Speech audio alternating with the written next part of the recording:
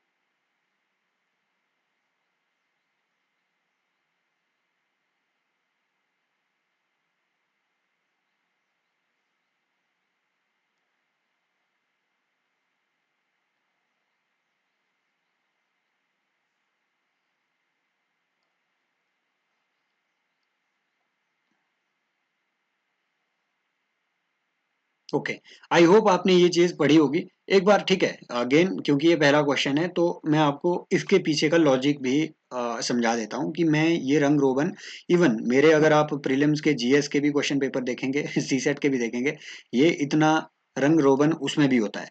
और ये हेल्प हमें करता है, ठीक है। जब भी आप कभी रीडिंग दो, ध्यान से देना, एक बार देना और अच्छे से चीजें समझना, ऐसे नहीं कि 4-5 बार देनी पड़े। देखो ये जो चीजें हैं ना, जैसे कनेक्टिंग जो आपके सेंटेंस ये वर्ड्स होते हैं, जैसे बिकॉज हो गया, right. Production and consumption patterns, तो ये एंड इज इंपॉर्टेंट यहाँ पे, क्योंकि यहाँ से इनके बीच से आपके आंसर निकलते हैं, इनके बीच से आंसर निकलते हैं। प्रोडक्शन मॉडल्स, फॉसिल फ्यूल्स, ठीक है। टू बी सीवियर्ड मतलब कोई चीज यहाँ पे काटने की कोशिश की जा रही है, किन चीज के बीच का लिंक, ग्रोथ और green house gases, right. Some not all, ये मैंने हाईलाइट करके लिखा, some not all, most not all, right. तो ये चीजें हेल्प करती है बाद में, जब भी आपको यहाँ पे नीचे क्वेश्चन को डील करना है। अब देखो क्वेश्चंस को समझो। दूसरी बात, जब भी हम अब क्वेश्चन को पढ़ें, डोंट लेट योर जीएस की knowledge breach the limits set up by this this paragraph. इस पैराग्राफ के अंदर अपनी जीएस की नॉलेज फालतू में घुसेड़ घुसेड़ के मत करना, ठीक है। ऐसी कई वीडियोस, ठीक है, और भी आपने देखी होगी कि कई बार मतलब ऐसी कई क्लिक बेटर वीडियोज है कि आप अपने सारे पैसेजेस को बिना पैसेज पढ़े हुए आंसर कर सकते हैं just on the basis of GS knowledge. Definitely GS knowledge आपको नॉनसेंस ऑप्शंस को एलिमिनेट करने में हेल्प करती है, लेकिन भाई साहब वो सिर्फ दो ऑप्शन को एलिमिनेट करवाएगी, एक ऑप्शन को एलिमिनेट करवाएगी। जो रेस्ट ऑफ दो ऑप्शंस आपके बीच आएंगे, उसमें आपको पैसेज के अंदर जो सब्सटेंस है उस पर रिलाय करना पड़ेगा। अब शुरू करते हैं। ये क्वेश्चन कह रहा है कि unsustainability in production pattern is due to which of the following? Heavy dependence on fossil fuel, number one. Number दो, limited availability of resources. Number तीन, एक्सपेंशन ऑफ रिसाइकलिंग। देखो ये ना, ये आपकी जीएस नॉलेज को ही डिफाई कर रहा है। भाई रिसाइकलिंग होने से आपकी अनसस्टेनेबिलिटी होती ही नहीं है, ये तो सस्टेनेबल है। तो तीन को तो आप एलिमिनेट कर दो, मैंने वही बोला ना, तीन को एलिमिनेट कर दिया, बट दो में आपको फंसा दिया कि इनमें से क्या आंसर होगा। तो आंसर ढूंढने के लिए ऊपर हम चलेंगे, क्या फॉसिल फ्यूल या फिर लिमिटेड अवेलेबिलिटी ऑफ रिसोर्सेज। तो इसको थोड़ा ऊपर देखते हैं। हमने देखा था ऊपर अनसस्टेनेबिलिटी की बात स्टार्ट में हुई है, राइट। हम सीधे यहाँ पे पहुंच गए क्योंकि मैंने हाईलाइट कर रखा है unsustainability in production and consumption pattern is because, यहाँ देखो, current production models rely heavily on fossil fuels, number one बात। We know that this what current model, this is unsustainable because resources are finite, है ना। What which resources, ये fossil fuels के resources, समझ रहे हो। तो ये दोनों जो सेंटेंसेस है ये दोनों लिंक्ड है। Fossil fuels resources and their their fin, ठीक है, देयर फाइनाइट होना, उनके लिमिटेड होना, ठीक है, their their limitedness of availability, ये दोनों चीजें लिंक्ड है। दैट मीन्स फॉसिल फ्यूल्स की availability, I mean fossil fuel का यूज, ये स्टैंड अलोन भी अनसस्टेनेबल है। और ऊपर से ये और ज्यादा अनसस्टेनेबल कब बन जाता है, जब हमें ये पता चलता है कि दे आर फाइनाइट। तो दैट मीन्स ये दोनों चीजें हमें अनसस्टेनेबल बना देती है हमारे प्रोडक्शन पैटर्न्स को। तो one and two should be the answer, समझ रहे हो। भले ही heavy dependence on fossil fuels, ये आपके जो डायरेक्ट जो ये डायरेक्ट स्टेटमेंट है यहाँ पे कि this we know this is unsustainable, भले ही ये चीज इस सेंटेंस के बाहर लिखी गई हो, लेकिन ये लिंक्ड है, राइट। तो ये सब चीजें हमें ऐसे ही पता चलेगी हाईलाइट करके, उन लिंक्स को खोज करके। So this should be the answer, बाद में चेक करेंगे क्या है यूपीएससी का आंसर। नेक्स्ट देखते हैं कि developed countries can support developing countries transition to sustainable human development by, इनमें से क्या क्या option? Making clean energy sources available at low cost.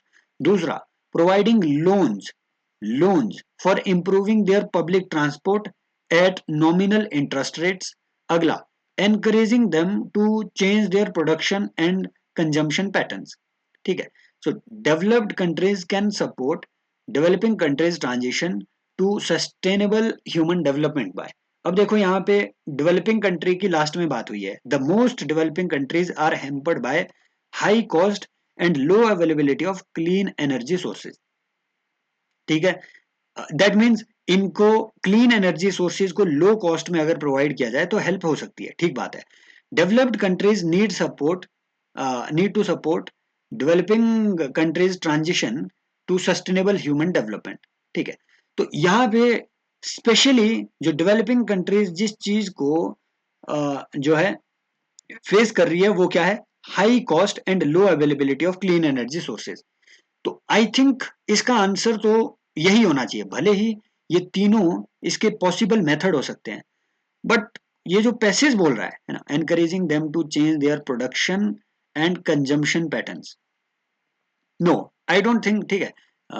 Transition to sustainable human development by, हो सकता है मैं इसमें ओवर थिंक कर रहा हूं, लेकिन again I would go with option one. Check करते हैं यूपीएससी क्या इसमें देता है, क्योंकि अगेन जो यहाँ पे डायरेक्ट डायरेक्ट जो चीज यूपीएससी ने बताई हुई है कि the most developing countries they are hampered by high cost and low availability of clean energy sources. तो इनको लो कॉस्ट में प्रोवाइड करना, that could be help according to this part of the passage. भले ही ऊपर consumption patterns को change करने की बात हुई हो, लेकिन वो डेवलपिंग और डेवलप्ड दोनों की होनी चाहिए, है ना। ट्रांसपोर्टेशन डेवलपिंग और डेवलप्ड दोनों की जो है वो चेंज होनी चाहिए। फिर बाद में देखते हैं यूपीएससी का रैशनल क्या है, डी 1 2 एंड 3 है या फिर वन ओनली है। आई would go with one only. आप जो है अपने हिसाब से लगा लो, बाद में हम चेक करेंगे, ठीक है। अब इस पैसेज को पढ़ते हैं। अ, 1 मिनट है आपके पास, पढ़ लेते हैं फिर से।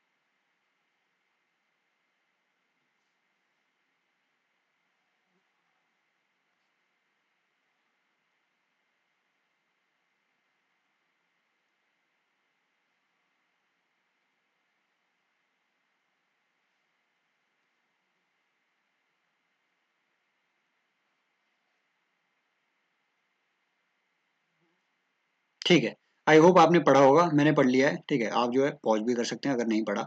अब आगे चलते हैं, इस क्वेश्चन को देखते हैं। क्वेश्चन कह रहा है, according to the passage given above, deforestation and denudation will ultimately lead to which of the following. Depletion of soil resource बोला हुआ है ऊपर, ठीक है, आपको याद होगा सॉइल रिसोर्स की बात हुई है। दूसरा, shortage of land for common man, इसकी बात तो नहीं हुई यार कि कॉमन मैन के लिए लैंड की शॉर्टेज हुई, कहीं आपने ऊपर देखा पैसेज में? हम आराम से पढ़ रहे थे, आप जो है पीछे जाकर के एक बार है ना पॉज कर लेना।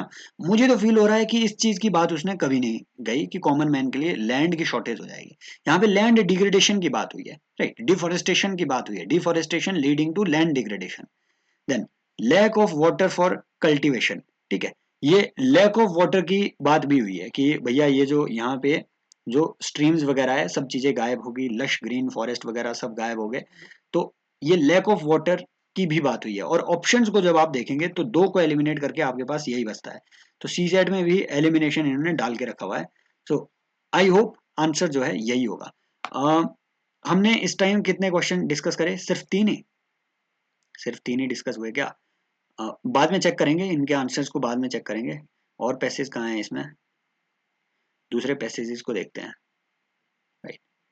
ओके, एक एक क्वेश्चन और, ये छोटा क्वेश्चन देख लेते हैं, उसके बाद जो है बाकी नेक्स्ट डे।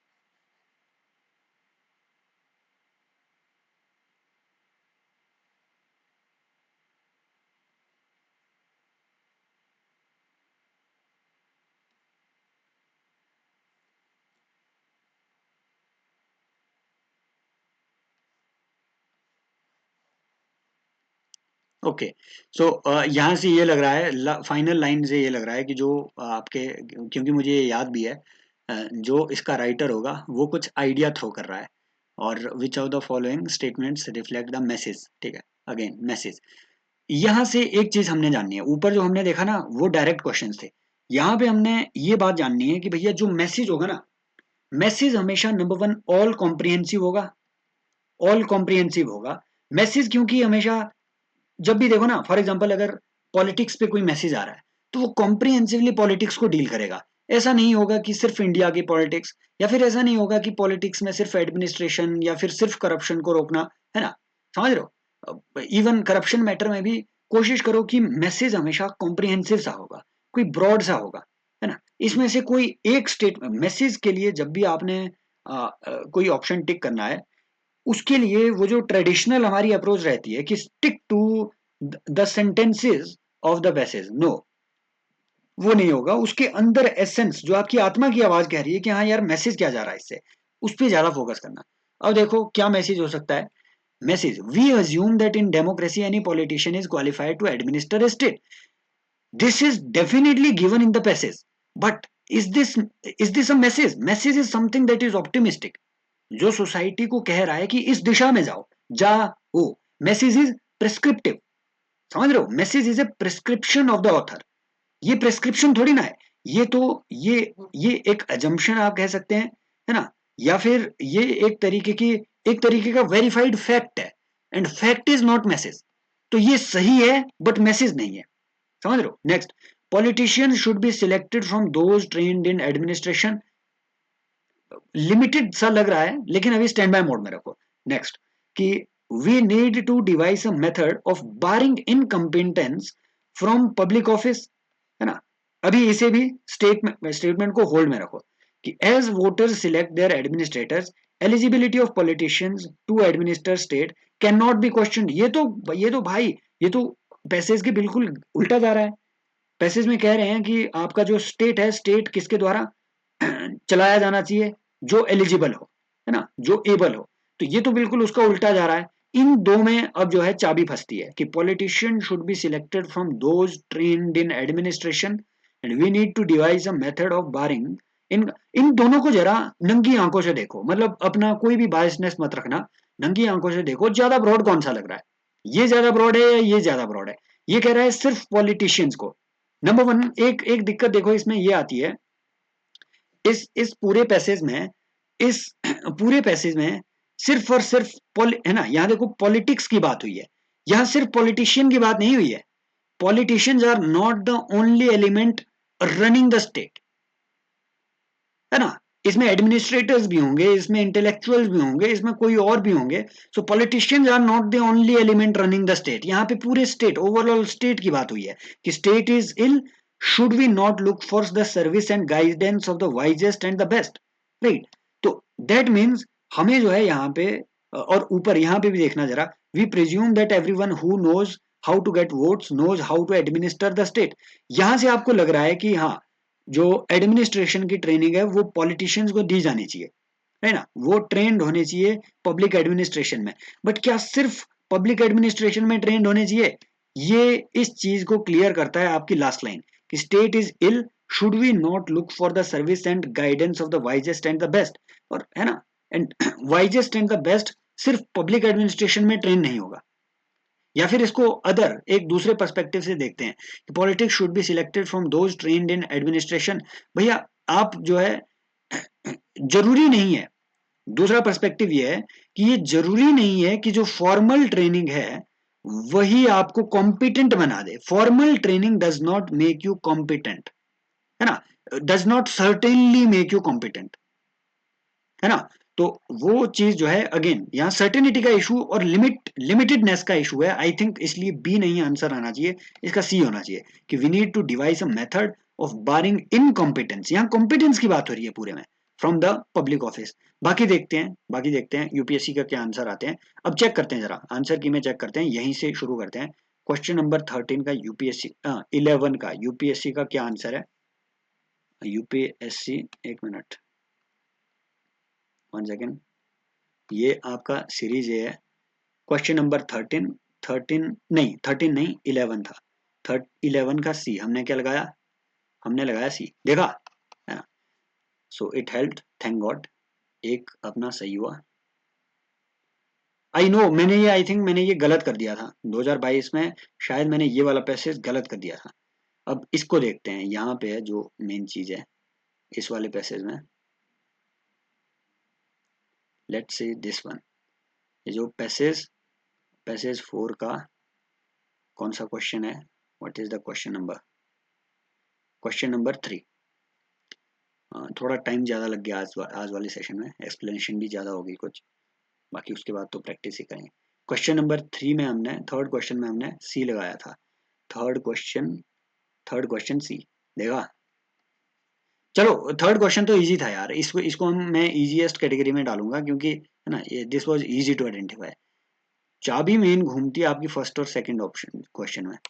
ये देखते हैं दूसरे क्वेश्चन का क्या है, हमने लगाया है सी, नहीं हमने लगाया है ए, ओ दूसरे का है बी, सॉरी, तो ये अपना गलत हो गया। दूसरे का बी इन्होंने बताया है 1 and 2 only, providing loans encouraging them to change their production and consumption patterns. तो यूपीएससी के according 3 is not the correct one, 2 is the correct one. Providing loans for improving public transport and nominal at nominal interest rate. This can be a help. Direct help तो यही passage में बात हुई थी, है ना, हालांकि इसकी भी बात हुई, लेकिन प्रोवाइडिंग लोन्स की डायरेक्टली बात नहीं हुई थी यार, right. I don't know UPSC ने क्या चीज यहाँ पे देखी इसमें, राइट। अगर इसको आपने, अगर इसको आपने इंक्लूड किया तो ऑप्शन 3 को यूपीएससी ने क्यों इंक्लूड नहीं किया होगा, ये रैशनैलिटी अगर किसी को नीचे समझ आए तो कमेंट सेक्शन में जरूर बताना कि why 2 should be the option, 3 क्यों ऑप्शन इसमें नहीं होगा, राइट। किसी को अगर ये समझ आया हो कमेंट सेक्शन में बताना प्लीज। ऑप्शन 1 पे आते हैं, ऑप्शन 1 का ए है, हमने क्या लगाया, हमने क्या लगाया ऑप्शन 1 में, ऑप्शन 1 में ए, राइट। वही बात जो हमने देखा था कि ऑप्शन 1 में ए, 1 and 2 ओनली। तो यस, आई होप ये जो सेशन है लंबा हो गया यार, 20 मिनट का हुआ, होना नहीं चाहिए था, ये 15 में होना चाहिए था, ठीक है, 15 मिनट का होना चाहिए था लॉजिकली। तो 3 मिनट पर क्वेश्चन तो सी सेट में लगता ही है। कल से ये चीज़ मेंटेन करेंगे, ठीक है। हालांकि फिर मेरे सेशन में लेट हो ही जाती है, आप जो है 2x की स्पीड में देख लिया कीजिए। Thank you so much. ये वीडियो अपलोड हो जाएगी, अच्छा लगे तो फीडबैक जरूर देना। Take care, bye bye, as always love you all.